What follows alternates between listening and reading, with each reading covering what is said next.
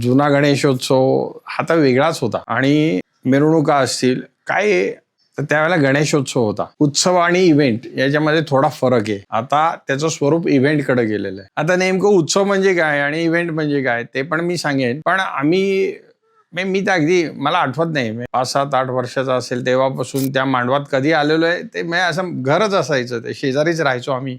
पण खूप काही काही गोष्टी माझ्या लक्षात आहेत की सगळे हे जे आमचे माझ्यापेक्षाही सिनियर लोक की जे आत्ताही मंडळात कार्यरत आहेत ते सगळे एकत्र यायचे आणि गणेशोत्सवाच्या तयारीला सुरुवात करायचे. म्हणजे काय ते आमचा एक स्टँड होता ज्याच्यावर गणपतीची प्राणप्रतिष्ठापना करायचे. तो पहिला काथ्याने घासून तो धुवायचा. आमच्या इथं दयाराम राठी दुकान होतं, तिथं तो गणपती बसायचा.